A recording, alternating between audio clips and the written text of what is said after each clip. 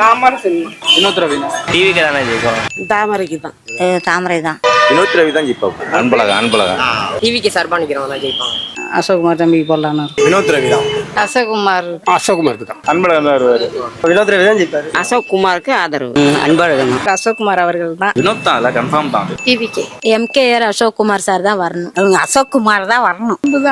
திமுக அசோக்குமாருக்கு தான் போடுவோம். சாக்கோட்டை அன்பழகன் தான் ஜெயிப்பாரு. அன்பான ஜெயிச்சா தாமரை தான் போடுவோம். வினோத் ரவி என்ன வேணும். அசோக்குமார் வந்தா நல்லா இருக்கும். நம்ம எம்கேஆர் அசோக்குமார் வந்தா எங்களுக்கு முழு திருப்திங்க. வினோத் ரவி அன்பழகன் ஒன்று தான். தாமரை சின்னத்துக்கு அசோக். எங்க ஆதரவு தாமரைக்கு தான். அன்பழகன் மியூசிக் யார் ஜெயிச்சாலும் சந்தோஷம் தான். ரெண்டு பேரும் யாரும் சொல்ல முடியாது. அன்பழகன் சார் ஜெயிப்பாங்கன்னு நினைக்கிறேன். சாக்கோட்டை அன்பு அசோக்குமார். சாக்கோட்டை அன்பு ஜெயிப்பாரு. டிவிக்கு யாரு செய்யறாங்களோ அது அவங்களுக்கு வாய்ப்பு இருக்கு. கண்டிப்பு அசோக்குமார் தான் நல்லா இருக்கும். தாமரைக்கு தான் போடுவேன். அன்பு தான் ஜெயிக்கும். டிவிக்கே தான். இந்தியா தான் ஜெயிப்பாங்க. சாக்கோட்டை அன்பு தான் ஜெயிப்பார். ஒரு அன்பழகன் தான் வருவார். வினோத் தான் ஜெயிப்பாப்ல. வினோத் ரவி தான். சாக்கோட்டை அன்பு தான். அதான் அசோக்குமார். டிவிக்கே தான். அசோக்குமார். 4 பேர்ல தாமரையா வரட்டுமே. எந்த அரசியல் கட்சிக்காரங்க வந்து என்ன செய்ய போறாங்க ஒண்ணுமே கிடையாது.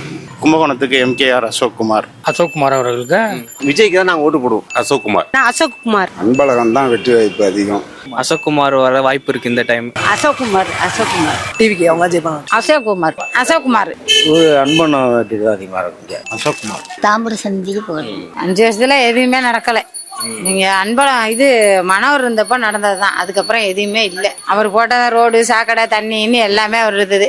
இப்பதான் ஒரே ஒரு தண்ணி பைப்புன்னு இழுத்து வச்சிருக்காங்க. அதுவும் தண்ணி சரியா வரல. அவ்வளவுதான். எப்படி இருந்துச்சுன்னு யாருக்கு தெரியும்? எல்லா மக்களுக்கும் தெரியும் எப்படி இருக்குன்னு. இங்க நம்ம என்னத்த சொல்றது?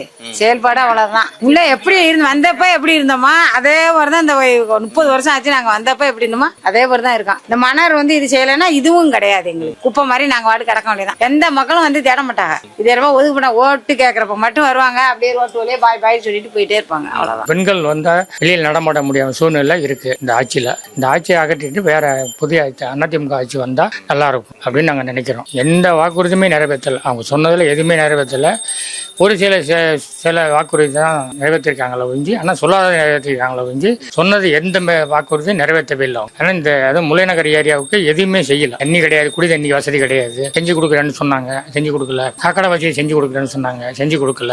எதுவுமே எங்களுக்கு கிடையாது.